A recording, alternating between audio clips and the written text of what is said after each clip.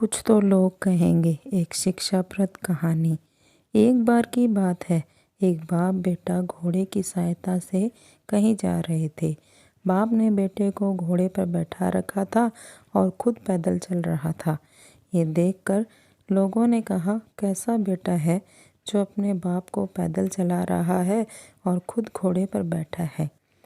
लोगों की ये बात सुनकर बेटा नीचे उतर गया और उसने अपने पिता को घोड़े पर बैठा दिया और आगे की राह पर चल पड़े। कुछ ही दूर चलने पर वापस लोगों ने उन्हें देखा तो बोला, कैसा बाप है जो अपने बेटे को पैदल चलवा रहा है और खुद घोड़े पर बैठा है। ये बात सुनकर पिता भी घोड़े से उतर गया और दोनों बाप बेटे पैदल चलने लग गए। कुछ दूर चलने पर फिर लोग मिले तो बोले, कैसे मूर्ख लोग हैं जो साथ में घोड़ा होते हुए भी पैदल चल रहे हैं। ये बात सुनकर बाप बेटे का दिमाग खराब हो गया। अब दोनों घोड़े के ऊपर बैठ गए और वहाँ से आगे की ओर निकले। लेकिन कुछ ही दूरी पर कुछ लोग मिले जो कहने लगे, कैसे निर्दयी इंसान हैं।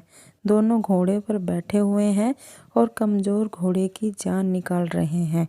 इसके पास दया नाम की चीज़ ही नहीं है। अब पिता को एक बात समझ में आ गई कि लोगों की बातों के चक्कर में रहे तो हम अपनी मंजिल तक नहीं पहुंच पाएंगे।